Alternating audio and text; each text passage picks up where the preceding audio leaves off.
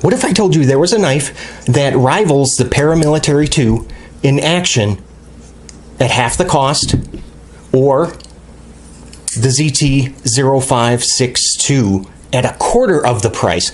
Would you believe me? Well, then you are not going to want to miss this, because I have found it. Hey, I'm Jay, and if you use and collect pocket knives like I do, or maybe you're still searching for your ever-elusive Grail knife, click on subscribe so I can help you find it by watching videos that I upload not once, not twice, but 3 times a week. You should be looking at the specs right now. Pause and read.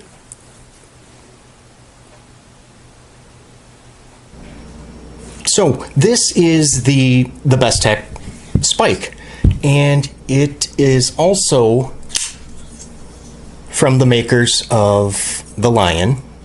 Love this knife as well, and I have previously reviewed this, and if at the end of this video, click up there in the corner to watch my full review on the Bestech Lion. Let's go ahead and knock these comparisons out of the way, and I'll just use the Lion as long as I got it out. How about the Kershaw Skyline? And let's do the Cold Steel Code 4. Of course, we gotta throw the Paramilitary 2. And let's do, how about one more? The Benchmade Bug Out.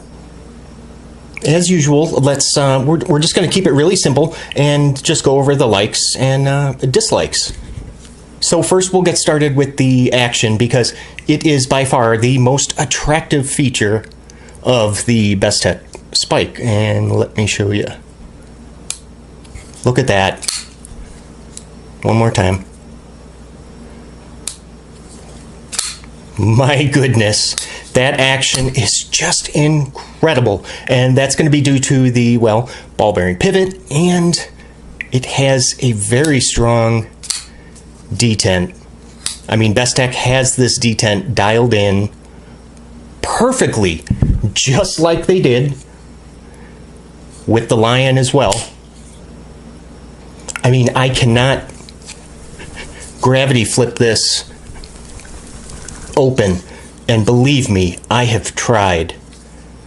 Also, for those of you that like to close your knives, you know, like by just letting the flipper kind of hit your thumbnail and then shake and bake a little bit, what's nice here is that the blade passes that detent ball very, very early, so you are able to close the knife in that fashion. The blade finish, gorgeous. But you see what they did here, which I thought was pretty interesting. The grind is stone washed and the flats are satin. Usually it's the other way around. Very, very nice feature. The blade stock thickness, look at that. Now, it's not quite 4 millimeters, 3.8. And you guys know me, I love a thicker blade stock. The plunge grind, very well executed here. You guys can see that. The liners, they are nested, and they are extensively skeletonized. I really appreciate the fact that once the knife is closed, look at how little is showing, is exposed. The rest of that is all in the handle. So just less to get scratched up when it's in your pocket. So I always appreciate that. The flipper is a good size. Not too big, not too small, just perfect.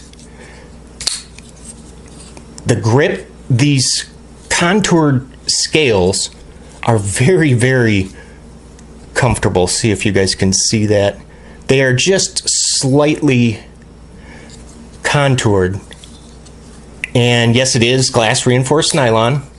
Doesn't really have that plasticky feel to it, so that's nice. And the traction is just fantastic. You can see all those little grooves that are kind of milled in there. Only 2 body screws. Keeps the handle just nice and clean appearance. The pocket clip, look at that. Deep carry stock clip. That's the way you do it. The closed width, 1.16 inches. So this thing takes up very little room in your pocket.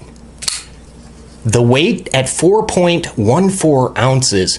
That, I feel, is really, really good for a knife measuring 8.375 inches long. Only 4.14 ounces. Now, there are, if you're not crazy about the black scales, there are several other colors that are available. Now, I'm not really a lanyard guy, but I gotta show you this. This impressed the heck out of me.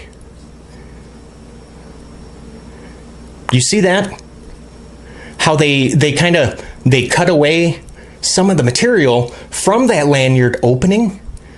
So what that will do is then just reduce that extra width from whatever type of cordage that you're using. That is the kind of attention to detail that impresses the heck out of me.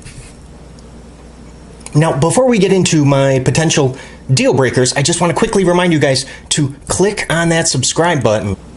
And I do have a video where I showed all of my best detent knives from my collection. If so, again, if you go ahead and click up there in the corner at the end of this video, you can watch that on my best detent knives. Now, the first potential deal breaker that I've noticed could quite possibly be the price. And at $52, that is a good price. However, it's just a little bit high, I feel, for 12C 27 Sandvik steel. Again, referring to the Bestech Lion, this also has a ball bearing pivot, D2 blade steel for 50 bucks. So I really feel like they could do just a little bit better on that price. Again, 52 bucks is not bad. But to be fair, 40, 45 would be incredible. Second potential deal breaker, let's look at the pocket clip. While, yes, I appreciate the fact that it is a deep carry clip, I really feel like this should be a lot closer to the pommel, to the butt end of the knife.